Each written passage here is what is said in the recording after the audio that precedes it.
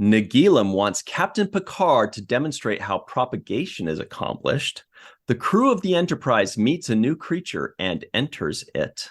And Commander Riker shows off his pole dancing skills. Hello, everybody, and welcome to the Seventh Rule with Cirroc freaking Lofton. His pole dancing skills. All right. He did it. He did it.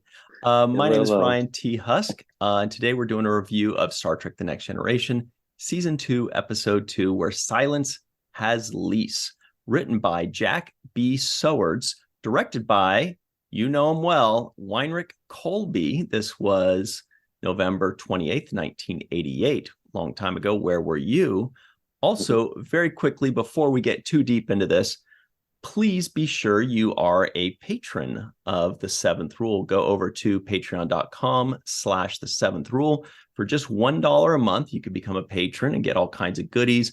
The tiers go up from $1 to $5, all the way up as high as you want, honestly. And, we've got great benefits there. We really appreciate it. So please do that. Please also make sure you are liked and subscribed to this channel. Give us a 5-star rating if you're listening in. And share this video wherever you can. That helps us a ton since we don't have much of a marketing department. We've had to lay off like 70% of our staff, of our 100. Anyway, thanks. We really appreciate that. How you doing today, Cirroc? Doing great. Doing great. You said written by Jack B. Sowards. It's either Sowards or Sowards, but I think it's Sowards. Sowards. Okay. I think that's the only time I've ever seen that name. Let's check. Yeah. First time I've heard it. Sowards. Mm-hmm. Let's see. Okay. He also, wow, this is a big one. I did not realize this. He was also a co-writer on a little movie known as Star Trek II, The Wrath of Khan. What? That's a pretty good one. Yeah. So he is royalty, Star Trek royalty. Let's see. He did that. Did he do anything else? Nope, just that and the one Next Generation episode. A bunch of other things like TJ Hooker and he just wrote The Wrath of Khan, nothing big. Pretty amazing. Jeez, that's literally my favorite Star Trek movie that has permanently been etched in my head. Would I believe the best villain in the history of Star Trek? Yeah. Mm-hmm. In Khan. Most people will name The Wrath of Khan or First Contact as their favorite movie. But lately, what's been coming up is people saying Star Trek 4, the one with whales. Suddenly, that's been coming up lately as people's favorites. But anyway, yeah. Yeah, I've seen that one. It's pretty good. It's interesting, and it keeps your attention the whole time. It's just not not as great to me as Khan is just such a good villain, and those scenes in that movie are like permanently etched in everyone's head, especially the ear scenes. I'll never get over that scene. I still, have fears of that stuff crawling in my ear at night or something. Did you see it when you were a kid? I did. Me too. And then that image just stuck in your head as a child. That's all you remember. I don't remember Spock. I don't remember Kirk. I don't remember any of the Star Trek actors. I only remember Khan putting that thing in somebody's ear, and I was like, "Oh God, no, this is terrible." That claymation, the sounds. Yeah, it was the worst thing ever. So, he's got to be up there. But yeah, hats off to Jack Sowards. Yeah, this one's a pretty interesting episode too. I mean, this is not the Wrath of Khan, but it's got its moments.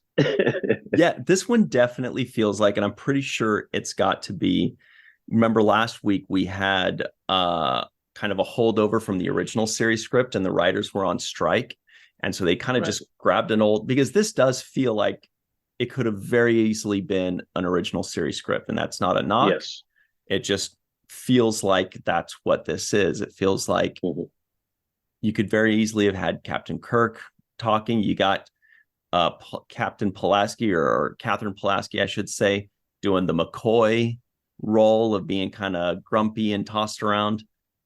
So I could definitely see it. Oh yeah. Dr. Pulaski, that's her name. I was wondering, I'm like, he's gonna go like 15 episodes, still wait, be like, all right, she's been here. I might as well learn her name. I gotta write it down. Dr. Pulaski. Okay, that's Catherine Pulaski, yeah. Yeah, I don't know. She hasn't gotten jumped out at me yet. I don't know what it is. And actually that was part of my, critique from this episode. Not necessarily critique, but just observation. And one of the things that I look at is how they intend to frame Picard. So to me, everything is about framing Picard, your leader, in the best light as possible. And that's pretty much how leaders around the world, use the press and use, storylines are built around their uplifting in the most part, right? So it's about framing narratives. And so for me, I look at Picard and I'm like, what kind of narratives are they framing, or how are they trying to counteract certain aspects of what they've already built into his character profile? And one of those things that I think about is how grumpy he is in the first season. I think that was probably something that people wrote down as a note, and the higher ups, whoever it is, maybe the feedback from the audience, that he was a little bit of a grump, wow, the boy, and always kind of sour face about things a little bit. And it is my belief, I have nothing to back this up except my own observation, that this Pulaski character, Polanski, I love it. yeah, Dr. Pulaski is a bit of a curmudgeon. I feel like she's Bones. She's Dr. McCoy reskinned, right? Right. And in that way, I believe that is inserted for the purpose of making Picard look less of a curmudgeon by offsetting him with somebody who's even more rude or socially awkward when it comes to conversation. She's very offensive to Data, for example. Like, this is multiple times from the get-go. And she's calling him a machine. And that's very similar to Dr. McCoy was straight up bigoted towards Spock. He'd be like, you green-blooded hobgoblin. And we'd laugh it off. He's so racist against Spock. Isn't that funny, tee-hee? And so now she's doing that a little softer, not quite as, she's not like really calling him names. But it's not that soft. Right, but she's calling him an it. She's going like, well, I guess I'm going to have non-living devices. I'm not used to working with non-living devices. She called him a device. Yeah. She might as well. And she called him data. Rude. She's basically condescending when it comes to certain characters, right? And that kind of rough approach is why I haven't really accepted her yet. Because she's been too abrasive for me. Especially for somebody coming on to a new scene. You try to fit in, you try to like get along with people. You do your best to like, ease your way into the mix before you start revealing that you're a PITC. And so what I think is she needs Bitcoin? To like be a lot Bitcoin, yes. She needs to be a lot less offensive in my opinion. And that's why I'm, extremely rude to Data. The way she's like, oh, I should, she's almost isolating herself when talking to Picard when she says, wow, I picked the wrong ship to get on or something to that effect, right? No, he's probably thinking, he's probably like, agreed. Yeah, agreed. Yeah. Bye. Mr. Nagila, you can start with her. Yeah. We have a volunteer. Yes. So I think there was an aspect of that there, so that's why in the beginning, this character, as hard as I'm trying to like, now there's aspects that I do like. There were moments there, the first episode, where the doctor was extremely caring toward the patient. And I think in a patient capacity, she's performing well because I like the way she interacted with the patient in the previous episode. I thought that was good. But when it comes to interacting with the other crew members, no. Great. She doesn't have the best team-oriented personality. And I think it's done for the purpose of making Picard look better. Or even if they were were trying to soften him already, and so they felt like they needed to kind of replace that space with something, maybe go back to the Kirk, Spock, and Bones formula, where Data is the Spock, she would be the Bones. They kind of would have that triumvirate.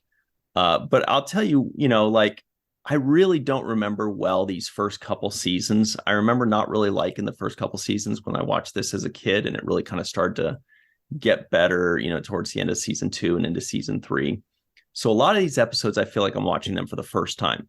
This one, I feel like I've seen it before, but I don't really recall anything other than 2 things: that funny face, the alien face, and our boy Haskell, who's named after a street that I live right next to, Haskell Avenue, in the Valley of Los Angeles. He, first of all, when Pulaski does her pirouettes, that's hysterical. She's doing her ballet. Yeah. But then this Haskell guy, you wonder, where the heck did Wes go? How come this guy is replacing Wesley Crusher? Crusher was on the bridge right there. He's gone. Suddenly this new Haskell guy is getting all of his lines. We find out afterwards because they had to kill someone, and he's gone. And Wes is that right was the back. Black dude's name? Yeah, Haskell. And then Wes is right back in his chair once the guy's dead. But the point is that Haskell has been turned into one of the most famous Star Trek GIFs when he goes like, "Whoa!" So if you see that moment of him acting the hell out of that role, doing this thing, there's people use that GIF if you're shocked by something or whatever. So that's all I remember. But I will say that I do remember being disappointed when Pulaski replaced Crusher. I was just like, who is this? I was a pretty judgmental little shit, lots changed. And, but I will say, I think that what they're doing is, with everything, they start somebody off gruff so that they can give them the arc of warming up a bit, hopefully. But I think that's what they're going for. Yeah. You know what? Now I know how the audience felt, when Dax was replaced. It's just like when you see somebody that you're attached to, and this is happening earlier. So, I mean, you have more attachment to Dax. Obviously, this is season 6 by the time she gets replaced. But then you also got to see her storylines fleshed out. So it was okay to some degree a little bit. The fact that Dr. Crusher is X'd out in this beginning of 2nd season is weird to me. This introduction to the new character who basically comes in like Shaw. Yeah. Almost like this, like the Captain Shaw introduction to a character, just give everybody shit. And I feel like that's not rubbing off on me right in this particular moment. So I'm trying to give her a chance. Like I said, I like her as a doctor, but I want Crusher back. And it's also Wesley's mom. It's weird that it's a weird fit. Yeah. His mom's not there.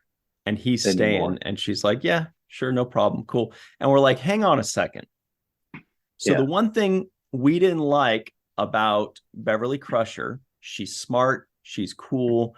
Gates McFadden has amazing physical acting talents and acumen, the way she could do what we've seen her physical acting skill. One thing we didn't like about her was she had to bring on her little shit kid. Picard didn't like it.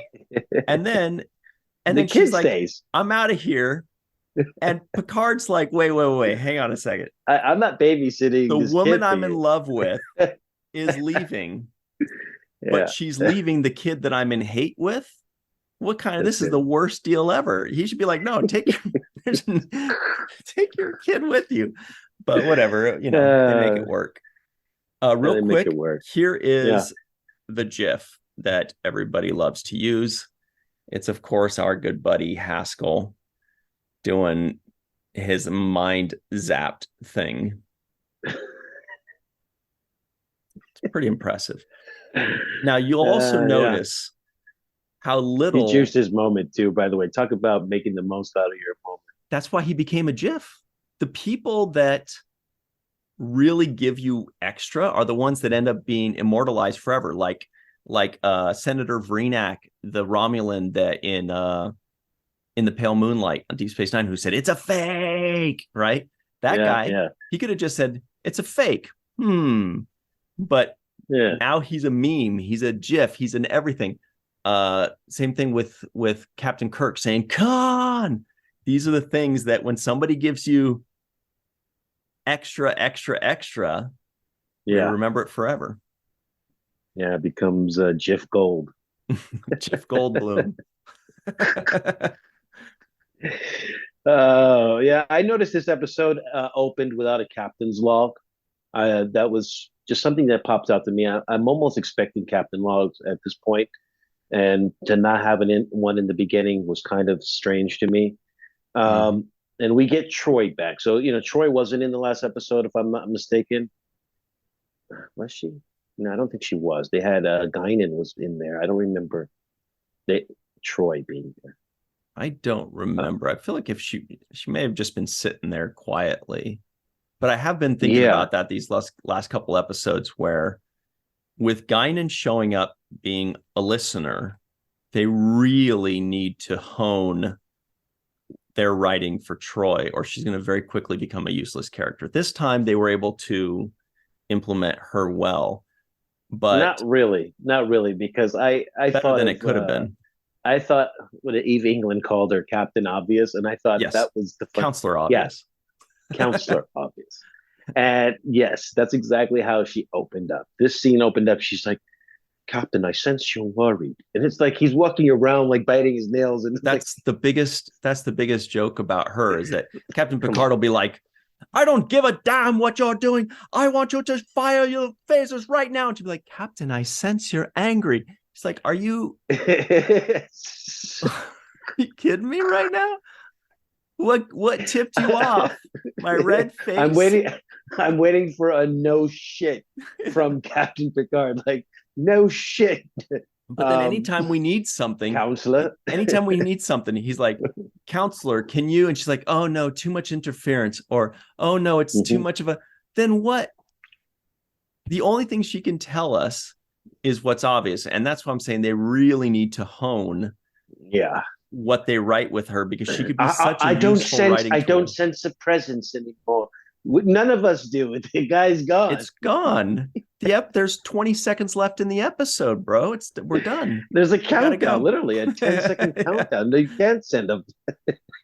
I don't know. It's just like she says so many obvious things, and it's like, if your skill set is to point out obvious things, then that doesn't really work for us. You need to be able to tell us what your face expression is not saying, so you have to be like a lie detector almost for people's emotions, and so that they're putting on this emotion and you really know that it's something the opposite. Not what what's on its plain face. That's $100 bill. Yes, it's $100 bill. At least it has 100 written on it. That's Benjamin Franklin's face. She's Counselor Exposition, but they have used that a few times, because the thing is, if she can read minds perfectly, it ends the story. So they'll do what you say halfway. She'll say, Captain, he's lying, but I can't tell about what yet. So we know, okay. I get that. And that works. Yeah. That works for me. Because then you're the lie detector test. Yes. But, it's like, you see somebody swerving in a car, they get out of the car, they're stumbling drunk, and you're like, I sensed you're drunk. Like, yeah, I smell alcohol. Yeah. Okay. It's obvious. The guy's, he can't even stand up. So, pointing that out is not really makes you, it's not a special skill set. Yeah. Because they're trying to figure out a way to make her useful and involved on the bridge, which is a tough task and a difficult position for Marina Sirtis, the actress, to be in, because she doesn't want to just be Captain Obvious forever. She's even gone on record, I'm sure, saying something to that effect. But what I would have liked to see them do, and maybe we'll see it, further down the line, is make her more of not just a therapist, but make her more of like a diplomat, an ambassador, because she talks to people well, she understands people well, sometimes taking over the conversation for Picard. When we're meeting a new race, let Troy handle it. She can read the person and react immediately to the information she's receiving, Yeah. And Picard can kind of nudge her and be like, can we get them to stand down? And she'll be like, okay. And so she'll, almost like she should be handling a lot of the diplomacy arm in arm with Picard based on, the circumstance. Yes. And also used as a tool to get to know background for other characters. So there should be moments when Riker has a therapy session with her and says, I'm stressed out about this, that, or the other. Or, and we will see that. And multiple times checking in with other characters about their personal, issues. Obviously, everybody has left some kind of family behind for the most part, not everybody, but most part. And there's issues with that. There's issues with not being on Earth or whatever kinds of, anxiety you have about being aboard a spaceship for long periods of time. I mean, those kinds of things happen in the Navy, and people who have to serve on Wesley Crusher could really use it without his mom. So I just feel like there's way more opportunity for her to be used instead of just being counselor obvious. That's all. Yeah, and just touching on that end part that we were talking about, and kind of looping back a little bit, when at the end when she says, "I sense the guy's gone" or whatever, and Picard is waiting till the very last second to end the countdown. That felt very much like a Kirk thing to me, not like a Picard thing as much. It felt very much like the script was written for Picard, and they're like, well, it basically works for Picard too. But Picard's never been that kind of guy that's just like wants to be, known that as close to the edge of the line, super unstable, a total edgelord, and all this. Like, that feels like a Kirk thing, to me. Well, we identified, the writer strike definitely had an impact on the beginning of this season, so that's one aspect of it. Mm-hmm. And I'm sure, like you said, they recycled some themes that they were going to originally use in the original series. So this is definitely has that feel to me. And they just kind of changed the names on the characters, but there was there were moments in this. What do you think of that opening fight scene? Just going to bring that up. I was just looking at that because that, along with this, clearly there was an opening scene. If this was an original series script, there was an opening scene that just doesn't fit, and so they just had to make one up. Because this Riker and Worf opening scene, not only did it was kind of left field.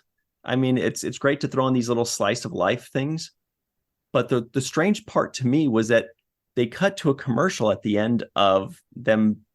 It wasn't like, Riker to the bridge, we've got an anomaly attacking us, and then commercial. It was just like, well, Worf, that was a nice workout. And Worf's like, yeah, I do it even tougher than usually. And it's like, commercial. How's that going to hold your attention? That's not your best opening. You got to have some kind of, twist. And it had no relation to the rest of the story. Yeah. I thought, for example, there was a moment when Riker says, "That's enough, Worf, that's enough." Like, basically like he couldn't turn it off. And I thought that would be a theme that would recycle and find its way back into being a kind of decisive moment type of thing, but it wasn't. Like when they're together on the away mission, which I think is why they chose those two for the opening scene, is because later on they're on that away mission together, which led us to believe when we see them on the away mission that it's going to come into play. But it didn't. Just chill. They just transported back.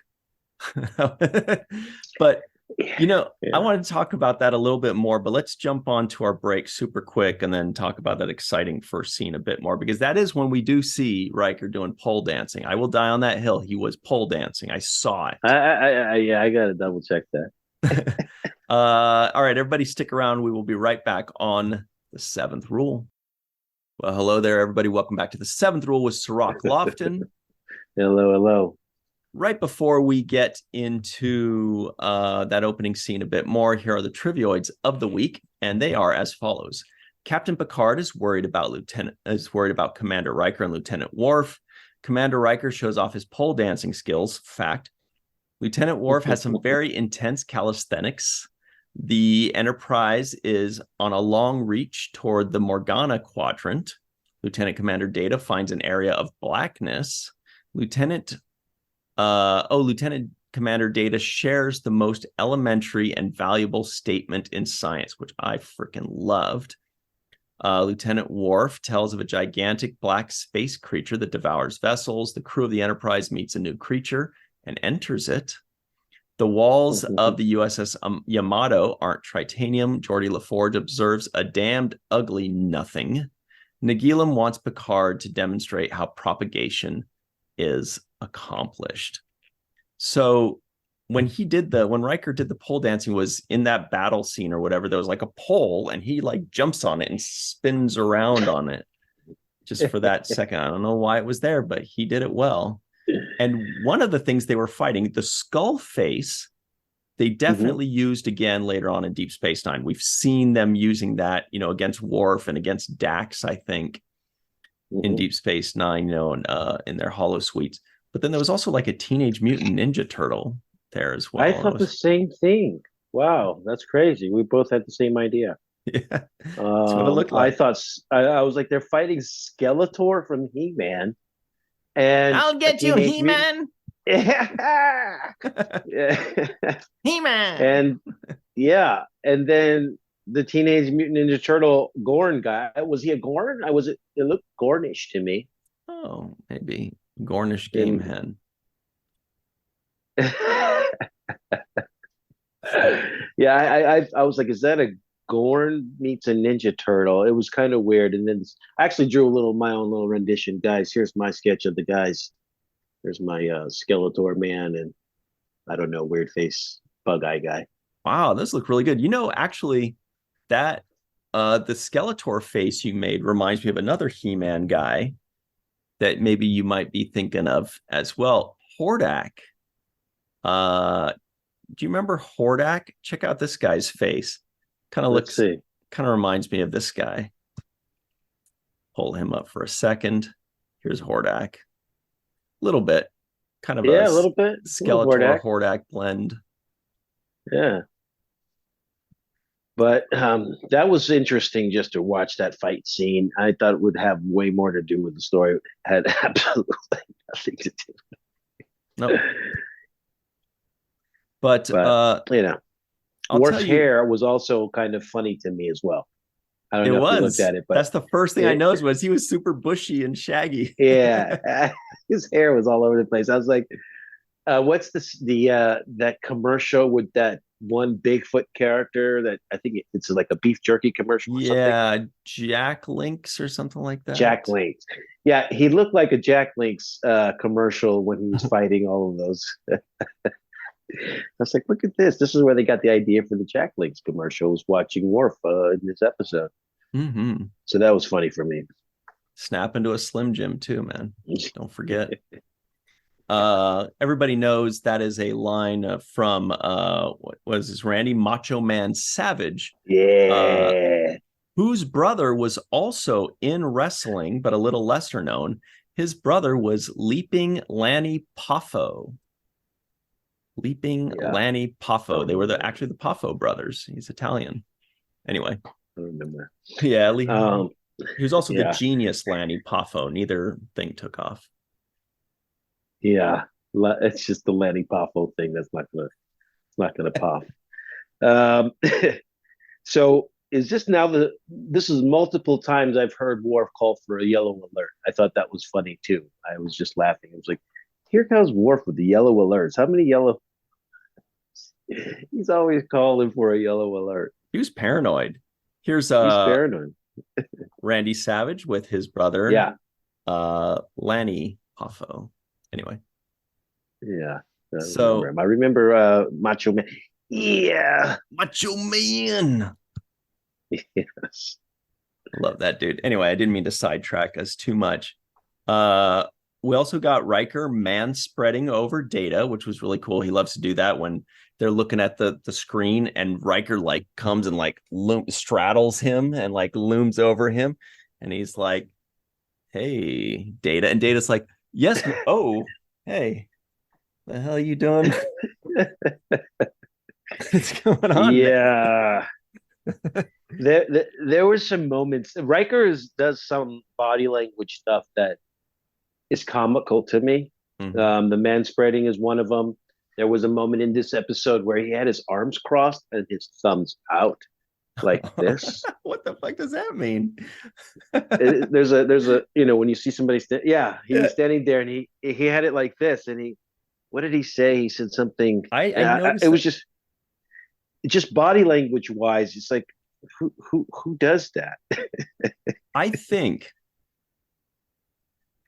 when I always watched him as an actor, it always felt like he acted like a director, as in he was thinking of directing while he was acting. And it was most noticeable when he would have very defined reactions and head movements, as in he's letting us know, like he would go like this, for example. He's talking and somebody falls here. It's like blah, blah, blah. And you go, and it's, obviously I'm overdoing it, but he would let us know he's thinking like as a director, I need to make it clear that I'm looking down at this and then, looking back up inquisitively at you, like what just happened? It felt like he was thinking about it outside of himself. And how does this look? How does this play? And I need to tell the audience that I'm looking here, I'm looking there. So, and then he ended up becoming a really good director, actually. Yeah. But yeah, I just thought the body language of that was awkward.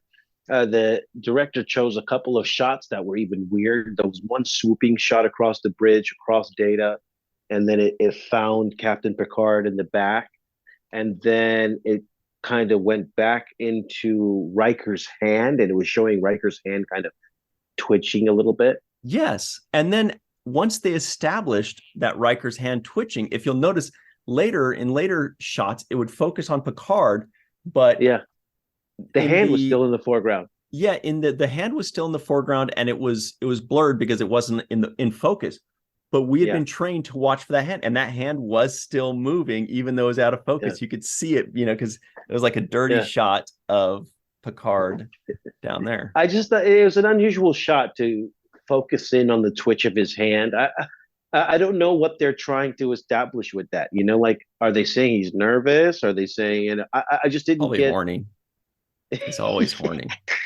He's always if you think about everything, just think of it as Riker's thinking of sex right now. Like he's just like, oh God, we got to get out of this quick. I gotta go back to my quarters, man. I gotta or like, I got or what, he's like, damn, the Data's ears looking pretty good. Let me straddle this chair right here next to it. It just feels like everything's like a little extra sultry with him.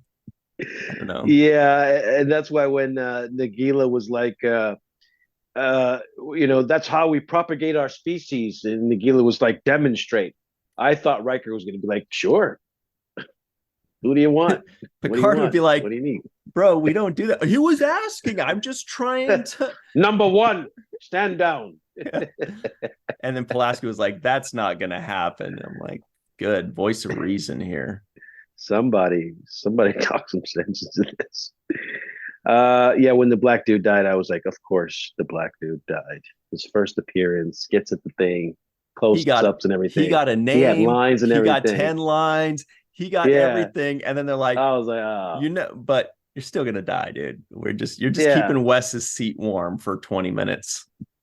And then the funny thing is, I was like, when it happened, I was like, how did I not know that was about to happen?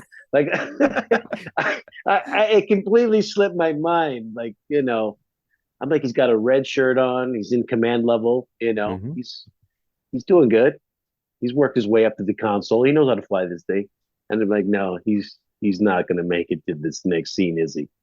So that's just You're like, how shame. come all Pulaski had was a pirouette, but Haskell actually got fully killed? She just spun around. She didn't even take 5 seconds to compose herself because she was dizzy. She wasn't even like, whoa, I need a break. She was fine. She was immediately responding and going, like, she got off easy. Super easy. The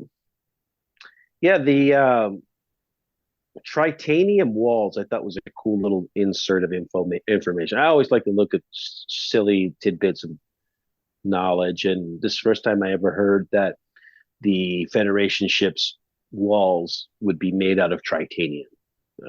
Just it's a little goofy thing, but I like to hear those things. Yeah. Also like the fact that O'Brien was back. So that's so funny. I was just going to say, one thing I liked was that we saw O'Brien. That's funny, man. We got to get off the same wavelength here. This is creeping me out. Maybe Nagila's around here, like testing us. Are you real?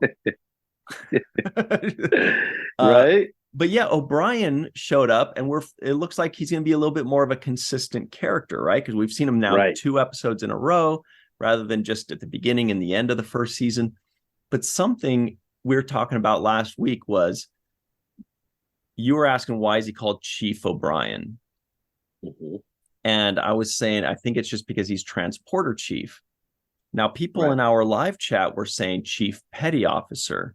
That's why he's Chief Petty Officer. But I believe he was Chief Petty Officer on Deep Space Nine. He had like a different set of pips here. He had a hollowed out pip, which is like lower than ensign, which I guess would denote Chief Petty Officer. But he's very clearly a lieutenant here on the Next Generation.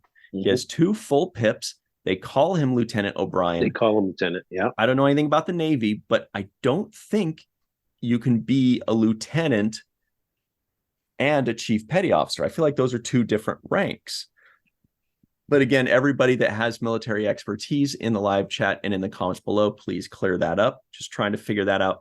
Can you be a lieutenant and a Chief Petty Officer? Because I believe he was Lieutenant O'Brien, who was the transporter chief in Next Generation. And I believe he was Chief Petty Officer O'Brien, and also like Chief Engineer on Deep Space Nine. I think he just completely changed roles and actually got demoted in a way.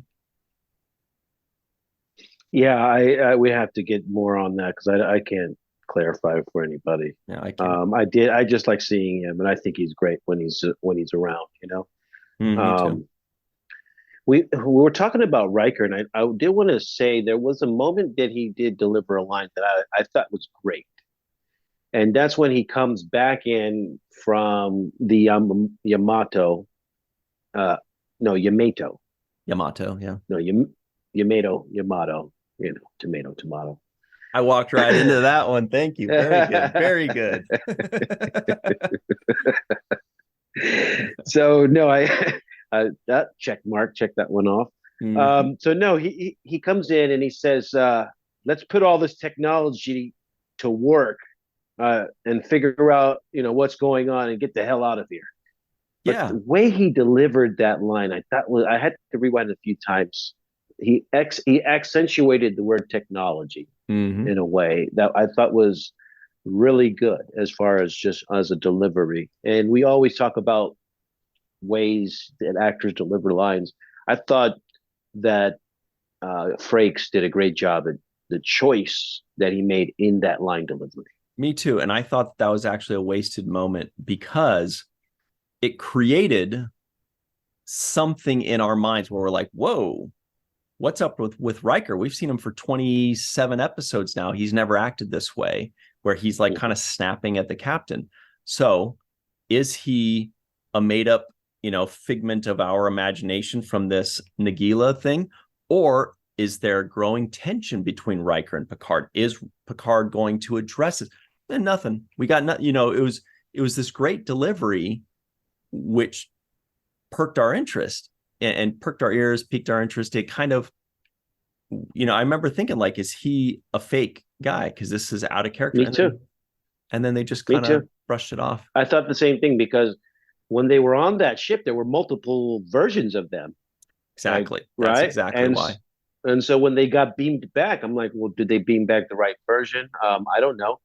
And so I thought the close on Picard's face was like, something's, because Yes.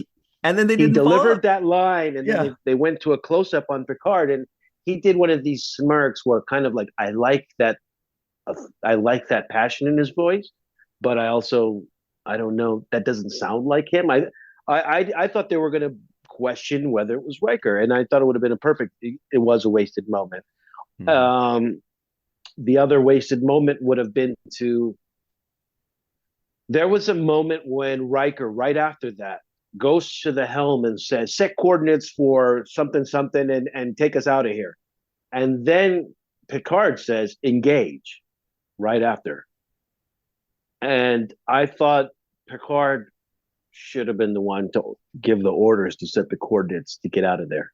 Right. I actually noticed the same thing because he told Mr. Crusher, he said, Mr. Crusher set a course for blah, blah, blah, blah, blah, engage. Right. And I remember thinking, what's the protocol there?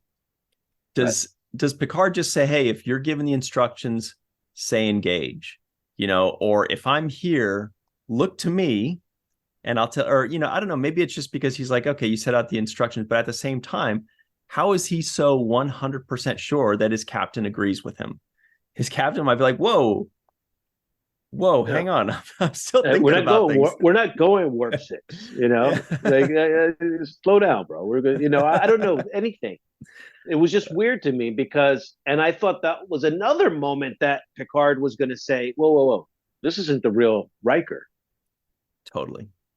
Right? Because you're speaking out of place, out of turn, and giving orders like you're the captain. I'm the captain. I'm the one that does that. I thought that was going to be, boom, another moment where Picard says, slow down on that, ensign. I need, and then confront Riker and say, ask him some question or whatever to determine whether it was really him or not. Mm-hmm. But another wasted moment where they could have easily given us a turn and a twist that would have added some more layers and dynamic to this storyline. Now, the only thing we could hope at this point, since the episode's over, yeah, and so we know nothing's going to come from it, is if something comes in subsequent episodes where Picard says something to the effect of, hey, I've noticed that you've been getting a little hot-headed lately. I need you to whatever. They just kind of address it in passing. Doesn't have to be a major thing, because we know that they've done this in other Star Trek series, like in Deep Space Nine. Bashir doesn't act like himself. A few episodes later, you realize, oh, it's because he was captured on a Dominion planet or, whatever.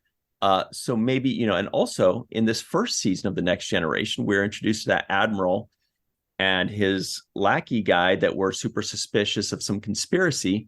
5 episodes later, there's an episode called Conspiracy where they come back and we find out, I don't think that's going to happen, but hopefully there'll be some kind of addressing of that personality clash or that outburst or something.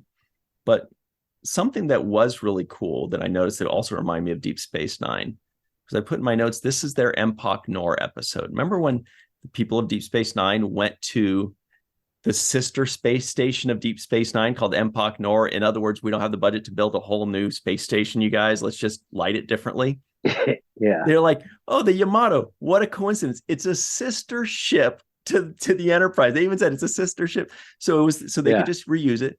They light it differently, or basically turn off the lights, make it look like the lights coming in from the windows. But, it works. You got to do it. You have a week to shoot an episode. Don't get crazy. Yeah, I agree with you that it was a recycle of the station, and they did light it different. One of the big lighting differences I noticed were those shadows that were being cast across the thing everywhere. There were shadows everywhere, and obviously that was done intentionally. So it definitely accomplished what they were trying to accomplish. I just think that the moment that they used with Data, for example, when Data and Troy were confronting Picard and saying, hey, I don't think you should do the self-destruct mechanism or whatever it is, option, I think you should do something else. During that moment, that's when Picard realized that they weren't the real versions of themselves because Data called him Jean-Luc, right? It's like, yes, Jean-Luc. I think, I agree. And I was like, Jean-Luc, when are we on a first name basis with Captain? I was like, so that was a tell. They could have easily have used that over and over again in this episode, multiple times where Jean-Luc has to make these kinds of judgment calls. But given that they didn't, I wanted to say that I did like, however, the line of questioning that came out of that scene, which is, what does the captain believe in? And that gave me a real insight into Captain Picard's belief system. I thought of you at that point. I knew you kind of leaned in right there. Yeah, it was a great moment. And they basically he presented the option of, life after death, which is the Garden of Eden kind of, the eternal garden that we all imagine is a resting place for eternity, that idea. And then he also proposed the idea of nothingness, to just, you shut off and that's it. There's nothing left. And I liked his explanation about what he believes, about more, about beyond, about existence beyond reality, and how, the creator has this complexity to the grand design of things, and that he believed that the afterlife also must be as complex or as grandly designed. I believe that our existence must be more than these philosophies, part of a reality beyond what we understand now of reality. So, kind of vague, but he's basically saying, man, I can't imagine that it's just like you turn off the lights and that's it.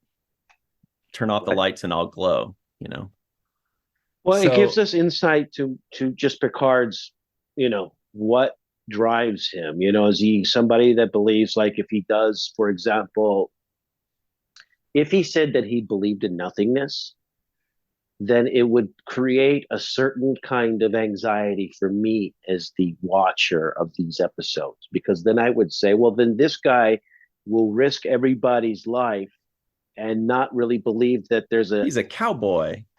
Right. He would think that there's really nothing on the other side. So it's just a void of blackness. And so, it's not that much to risk if we have to put our lives on the line. And I feel like having more to risk, or having this idea of something greater, kind of makes him more of a philosopher and a thinker, and somebody who, contemplates existence and the preciousness and value of life more so than somebody who just is cavalier about it. Hey, we've only got a minute or so left, but we've got the home run of the episode. Home run of the episode. This was made by Carrie Schwent, our good pal. What do you think? Who gets the home run today? I'm going to give it to Jack. And the reason I'm going to give it to Jack is because of those moments that I liked there. I did like the who's Jack? The whole Jack B. Sowards, the writer. Oh God. Yeah. I'm going to give it to him.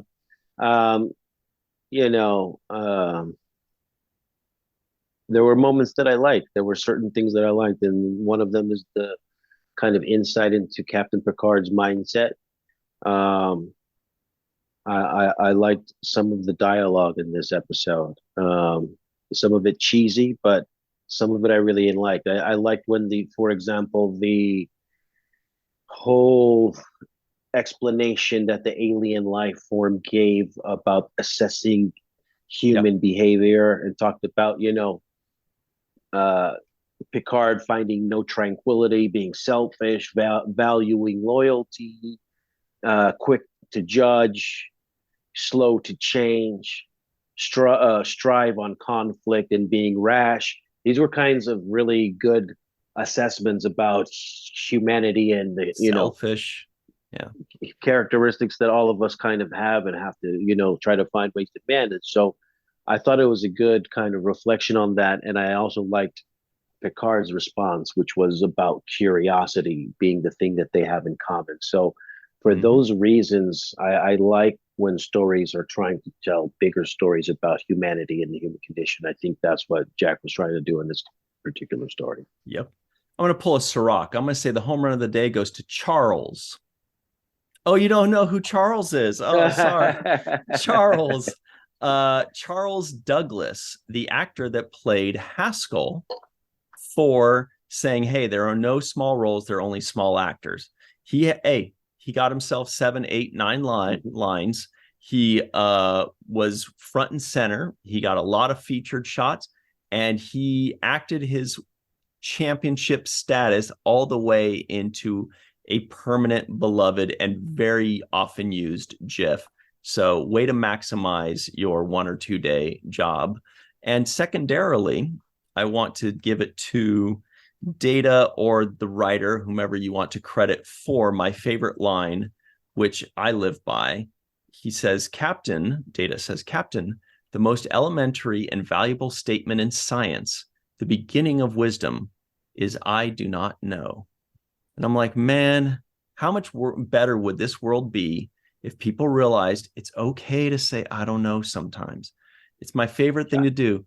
There's no pressure. You don't got to lie, Craig. You don't have to exaggerate. You don't have to act like you know everything. It's okay to say, I don't know. That's what science is founded upon, is saying, I don't know. Let's try to figure it out. Let's not, Anyway, so it's a very important thing. And it is the number one thing. Scientists will be the first to tell you, we don't know, but this is what we think. And this is what we're working towards. And this is what we have a really strong hunch about. But at the end of the day, things keep changing. Science keeps changing. And we have to remember that we don't can know. Yes, that? I do concur wholeheartedly. To quote Riker. Yeah. So people who do know everything, though, however, are our friends Homer Frizzell, Dr. Anne-Marie Segal, Eve England out in Wales, Yvette Blackmon-Tom, TJ Jackson-Bey out in Missouri, Bill Victor Arucan. Arucan. Hardy. Titus Mohler, Darlena Marie, Dr. Mohamed Noor, Tierney C. Dieckmann, Anna Post, Anil O. Polat, Joe Balsarotti, Mike Gu, Dequeue, Neal Akasaka, Justine Norton-Kertson, Dr. Stephanie Baker, Carrie Schwent, Faith Howell, Edward Foltz, live from Tokyo, the Matt Boardman, Chris McGee, Justin Weir, Jake Barrett, Jane Jorgensen, Henry Unger, Allison Leach-Heid, Julie Manisfee, Nikki T, and of course, Dr. Susan V. Gruner and Jason Okun. All right, everybody stick around for the free-for-all. We got a lot of great stuff to discuss, probably this episode. On the other side, we'll be right back on the 7th Rule. Hello, everybody. Welcome back to the 7th Rule with Cirroc frickin' Lofton. Hello.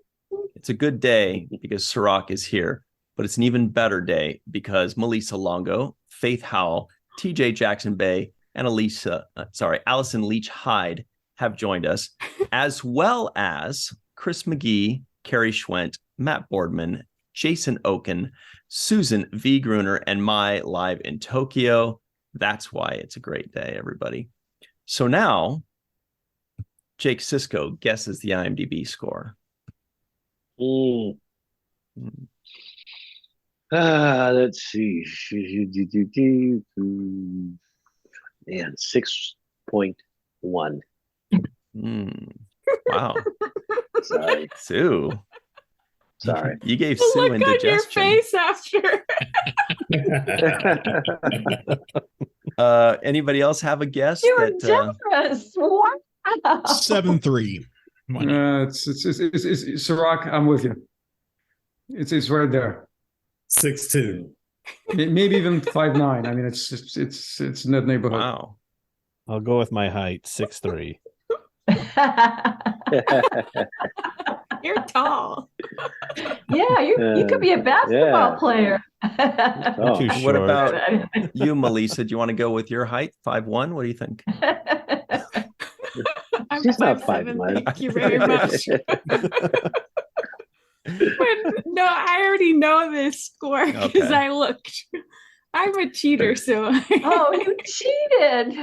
The answer is actually 7.0. Wow. 7.0. Okay. Woohoo. Yep. People really like close for once. Nagila. That's a bad password. A bad password? Yeah, his name backwards. The guy's. Okay. You don't know. Mulligan. You really don't know what I'm talking about? Nagila. Yeah. it's The his guy name who backwards. wrote it or something, his name's spelled backwards. No. Mulligan. Something like that. Interesting. Mulligan, yeah. All right. Oh. It was Richard Mulligan, the doctor who played from Empty Nest. They wanted him to play that crazy dude, but he wasn't unavailable, so they reversed his name. And The main guy in Empty Nest? Yeah. Oh, I love that guy. He was cool. I know. I liked him. And he was on Golden Girls like 1 or 2 episodes or something, right? Yeah. Playing And that Blanche character. chased after him because he was a doctor. Who doesn't Blanche chase after?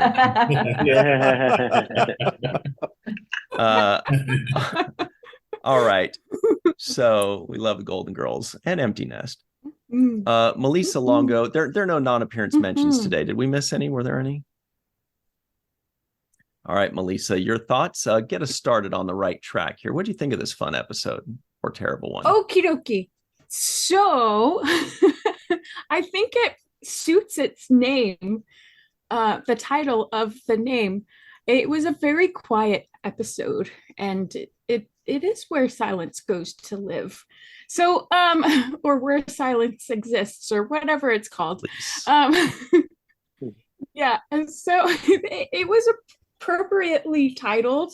I thought it was interesting to see Worf's an introduction into Worf's battle practices in the holosuite, holodeck on a ship. And then when this dude popped up, I was like, whoa, that's creepy. That's one of the creepiest things I've ever seen. And I was like, this episode is trippy and creepy and wacky. So yeah, that's what my thoughts. No deepness. Just is wacky. Well, when we do want deepness, you know where we go. Scary. Faith Howell. What's up, Faith? I don't even think deepness is a word, but your thoughts? What an intro, considering I remember this one from when I was little. Definitely Nagila was very impressive as a kid. But I'm going to be honest, I watched this twice this week and I fell asleep both times. So it was quiet. Yeah. It was quiet. Must be. And the next episode didn't wake me up either. So I don't know. But yeah, I stepped through right before just to kind of refresh my memory. It reminds me a lot of the Voyager episode where everybody's being kind of tested on, and Tom and B'Elanna getting some one-on-one time. I have to say I think I like that episode better. So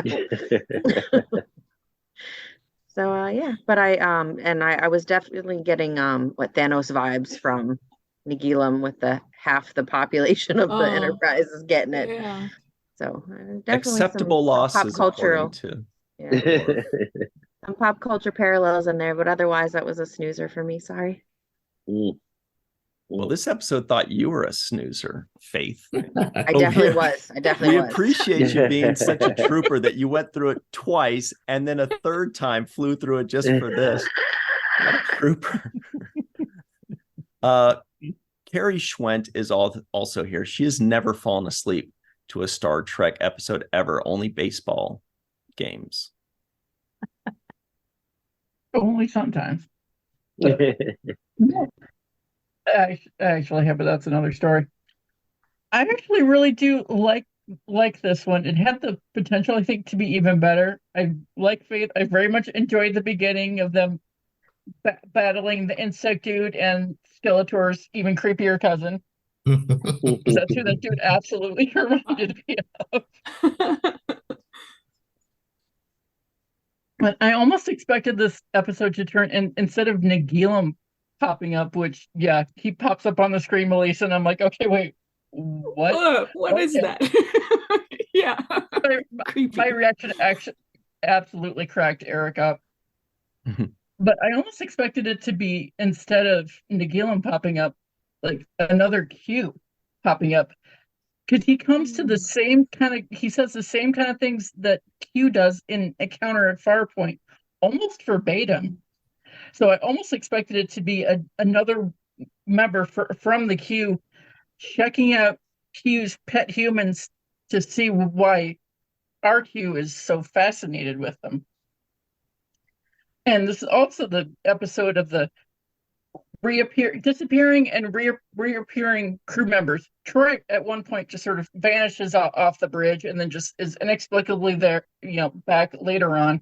Yep. Wesley vanishes just long enough for the Haskell red shirt Haskell to pop in, get killed, and then Wesley is back and there's no mention of it whatsoever.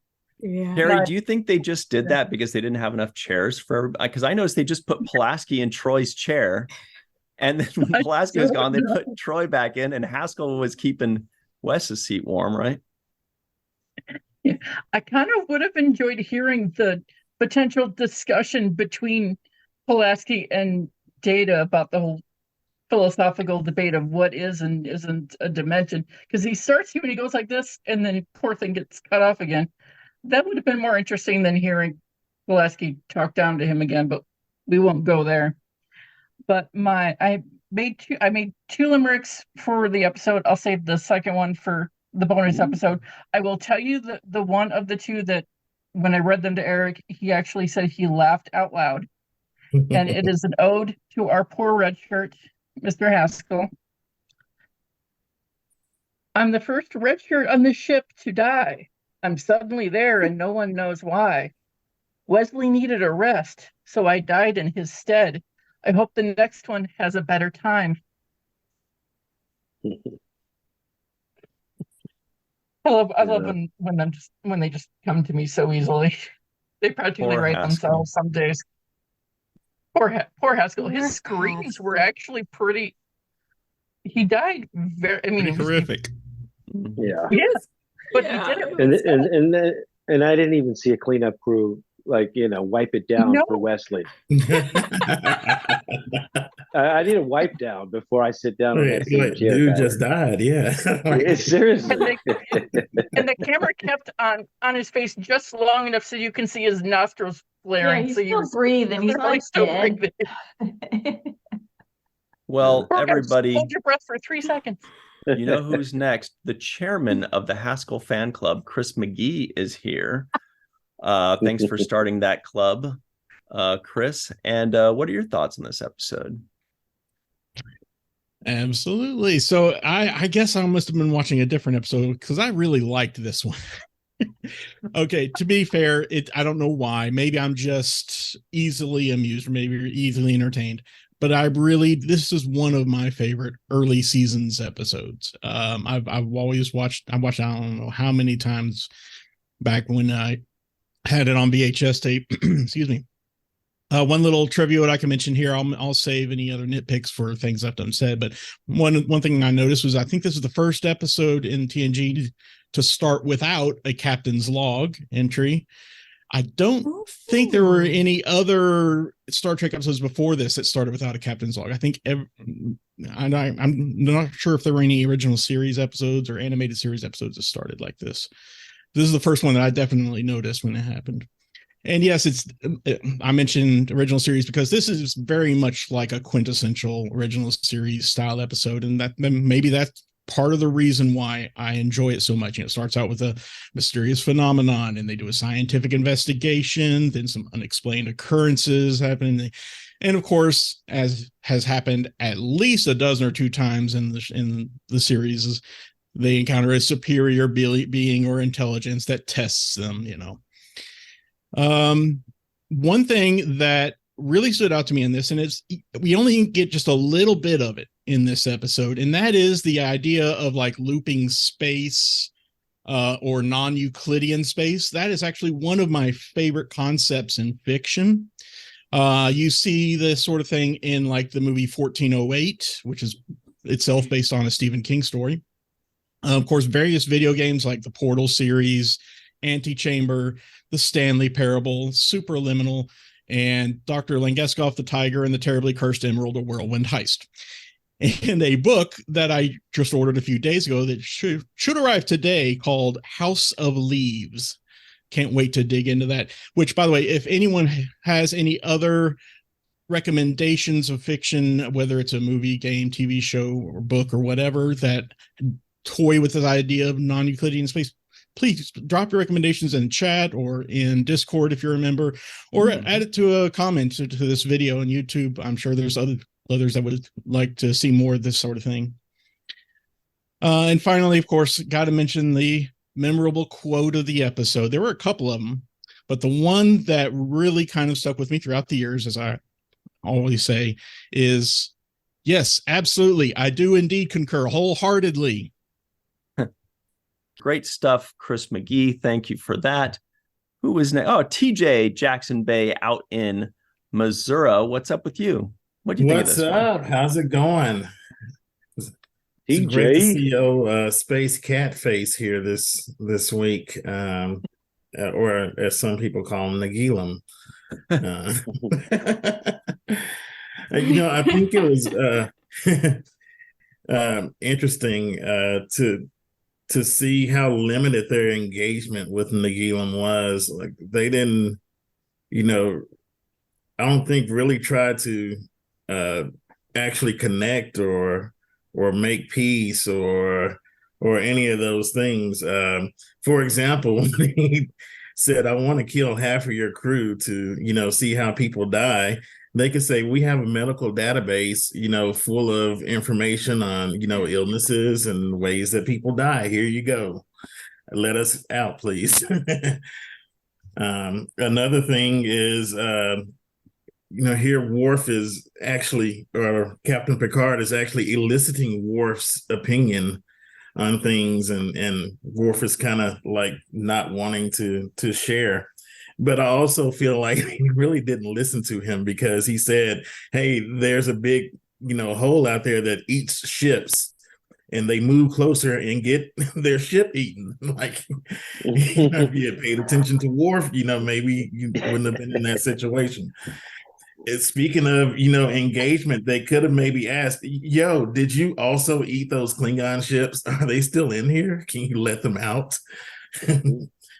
And I also thought there's a pretty interesting hidden gem in this episode with Picard's view on death. And, he kind of states, two opposing views, and then, posits his own. Like, I think it's more expansive than any of that stuff. And there's just more going on than people realize, so I thought that was pretty interesting. I've never caught that before.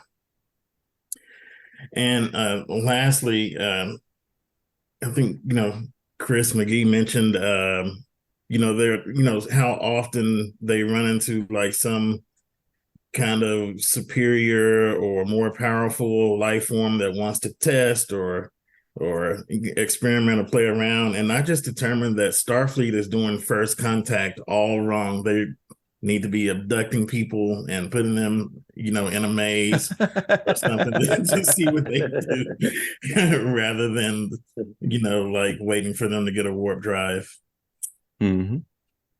Good stuff. Yeah, it works for these superior beings, right? Why not us? Yeah. Speaking of superior beings, it is time for Jason Okun to drop some knowledge upon us. What luck. What do you think of this one? Absolutely, anytime. Honestly, I think, I never enjoyed this one. And, to be perfectly honest, there's certainly a creepy science fiction idea here. But I think this episode is probably one or two rewrites away from being reasonably decent. I had a look at a slightly earlier version of the script, and it was heading in the right direction. But some things are a little loose, and I can talk about them in things left unsaid. But it certainly was moving in the right direction. It's a little slow. I don't think there's enough engagement with, I guess, with the main alien, and the resolution is a little too quick considering the circumstances and the stakes that were raised. I think what's really going for it, I mean, two things are really going for it, and that's Rick Colby directing it and Ron Jones composing the music for it.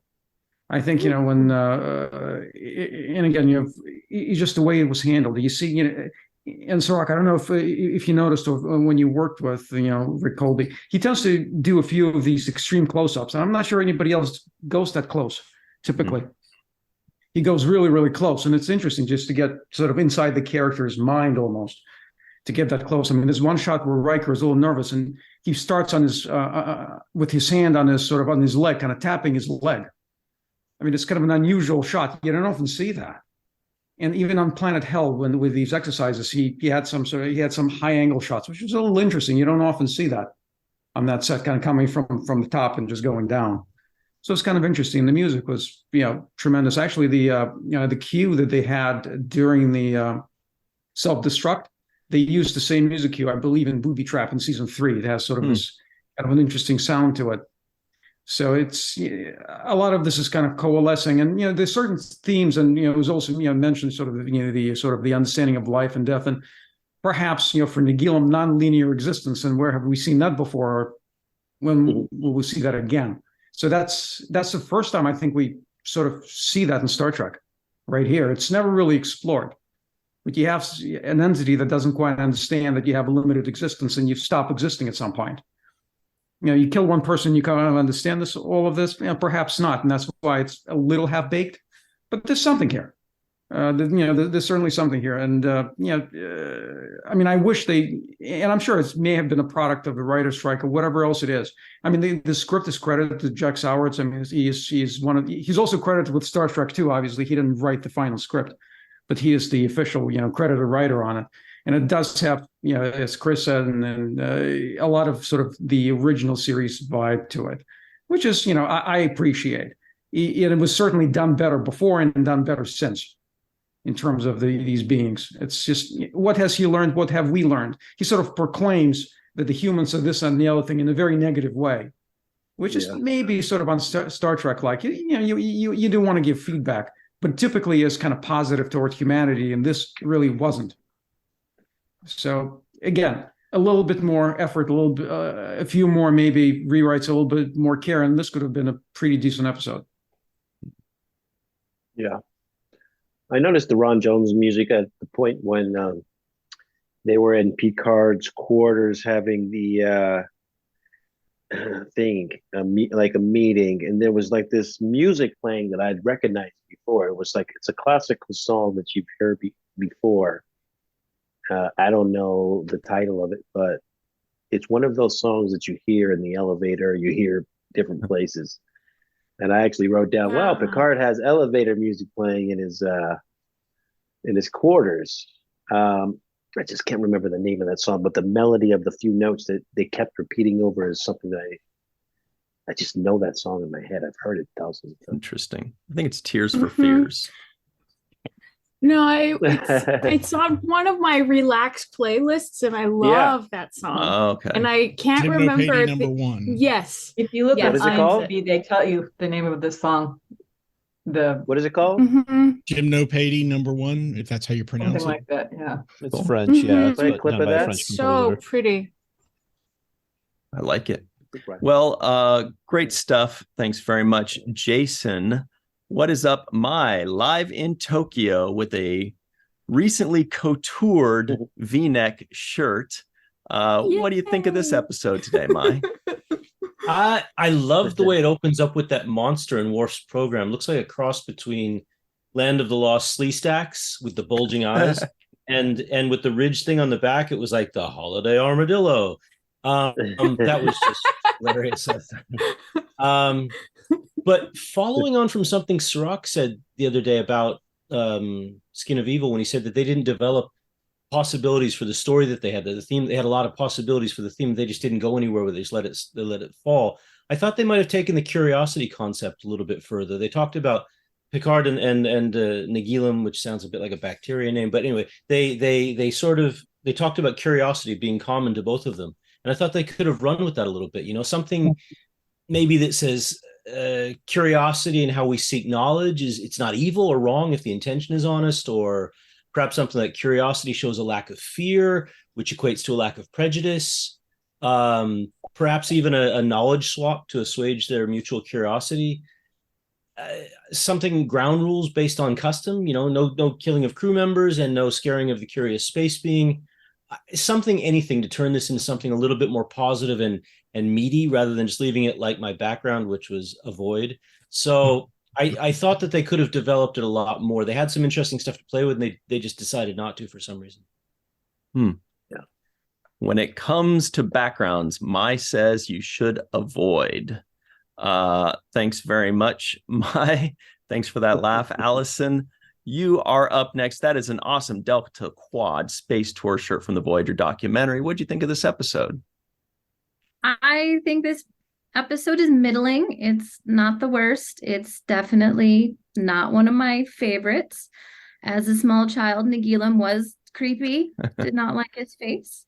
But they're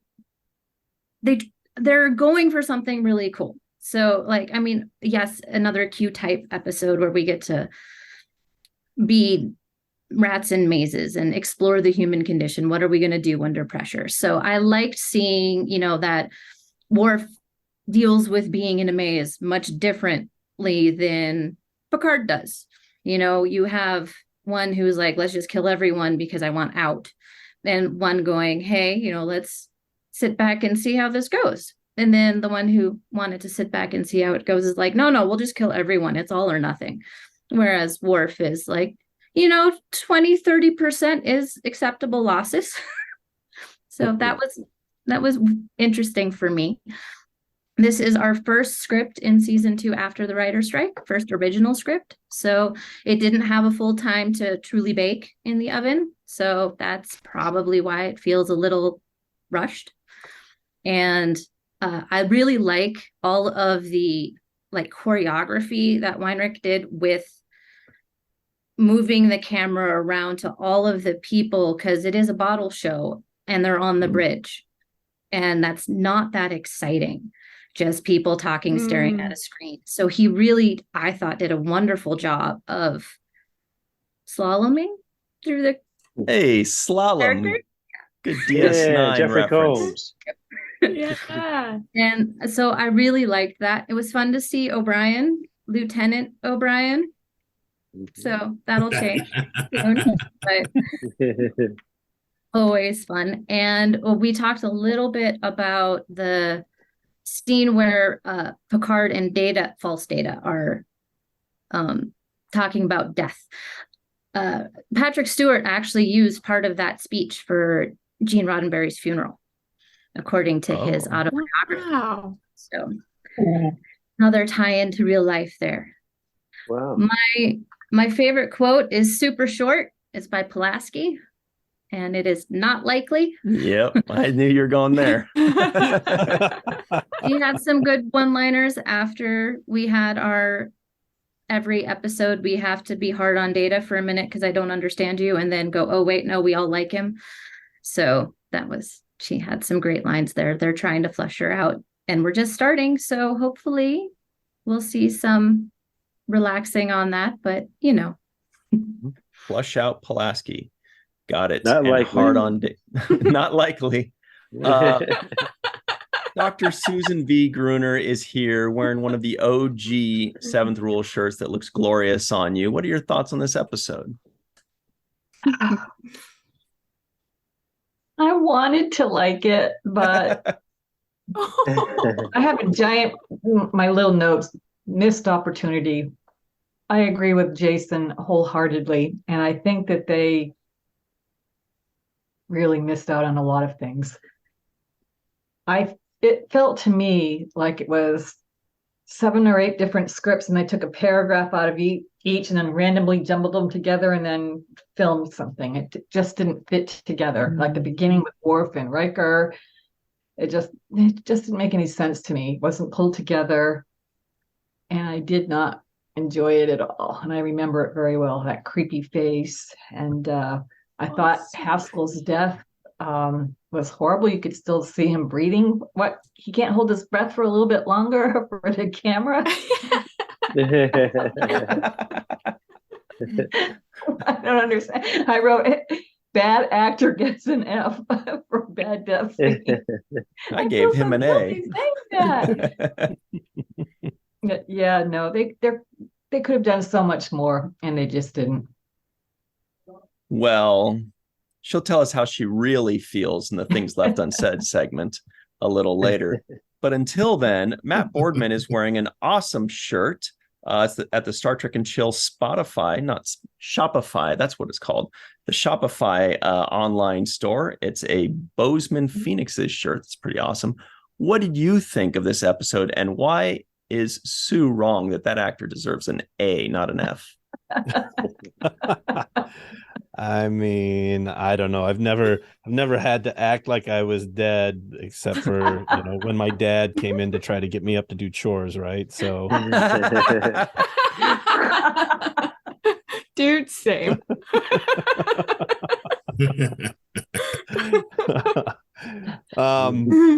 It's funny because this is one of those episodes that I've watched through Next Generation enough times that eventually it's one of those episodes where I'm like, yeah, I can skip this one. It's not a favorite of mine just because I don't know. It's Nagilum. I think it's just Nagilum. I don't like Nagilum. He freaks me out. He looks weird. And the best part is that he's like, well, I wanted to resemble you guys so you wouldn't be freaked out, and I'm like, oh, dude, you failed. Yeah, that's an L. Even Odo does better. Yeah, I was gonna say Odo does a better face than you. So need to hook up with the founders there. But season 2 was I got to work on the remastering of season 2, and so I remember this reminded me of one of my good buddies who we had to do some scenes with Nagilum because the footage was a little damaged, and he had to kind of do this mock face to help improve the quality of Nagilum. So I remembered that. And then I think there's an interesting thing. The Yamato, the registry number caught me because it was a -E. And then it changes at another point in time. But I think the thing that I liked the most about it that struck me this time, which has been talked about, is the discussion on death in Picard's quarters when they're counting down to death there, and it reminded me of in Return of the King when Gandalf and Pippin they're bracing before the big battle, and Pippin's talking about how he's scared to die, and is this the end? And that quote by Gandalf that cuts deep to me every time, and I was reminded of that as Picard was talking about how and it kind of plays into some of my own beliefs about how ordered this universe is, and how everybody has their own individual beliefs about what happens after this life, and how as human beings that's important to us, but that at the end we may find, whether there is something or there's not something, that it's a lot more complex than any of us can imagine, and maybe and hopefully more beautiful than we imagine. So I'd like to think that that we have something more, and that fear of death, maybe, while healthy and keeps us from doing something stupid, it shouldn't be it shouldn't prevent us from going out and doing things that we need to do in our lives. Mm-hmm. Well, great. Thanks very much, Matt Boardman, and Faith and I will send you the check in the mail for mentioning Lord of the Rings. We love that. Any final thoughts on this episode, Mr. Cirroc Lofton? Yeah, I have a final thought, and my final thought is actually not Star Trek related, but it's something that was kind of came across my mind when I heard the name of this alien in this episode. Of course, you have explained to me now that it's named after Mulligan and the backwards name and all that stuff. But before I knew that, the first thought that came in my head was an old Jewish song that I remember, which is Haba Nagila. Ah, yes. And So I did a little Yes. research on the song Hava Nagila, and I found that it's a Jewish folk song that was written in 1918 to celebrate the Balfour Declaration and the British victory over the Ottomans. It was most famously sung Gregory Hines, by... History of the World, Part 1. No, that's that's in my life. Actually. That's in my lifetime, at least for me. Guess. It's actually Allison knows what I'm talking about. It was most famously sung by Harry Belafonte, of all people, the late great Harry Belafonte, which was recorded on his album Belafonte at Carnegie Hall in 1959. And he rarely gave a concert without singing it, it says. And it's one of his two most iconic songs, which is the Banana Boat song, which everybody knows, and this Hava Nagila song, Harry Belafonte's version of it. Now, I brought that up again to say, when I watched the Leonard Nimoy documentary, Leonard Nimoy credits Harry Belafonte for the reason why he got into acting. And so there's my tie-in back into Star Trek and the whole twist of this memory. So that's one of my final points. And lastly, I'll say one of the lessons I learned from this episode was to never probe a hole with your sensor array without consent. Not likely. Remember, they not likely. They encountered a creature for the first time and entered it. Thank you all very much for joining us. Melissa, Chris, Faith, Mai, Jason, Allison, Sue, Carrie, TJ, and Matt Boardman. Keeping it classy, everybody. Yeah. As Cirroc takes a sip from his Janeway mug, looking good. Janeway mug. All right. Thanks, everybody. We will see you next time. And until then, always remember the 7th rule if you know what's good for you.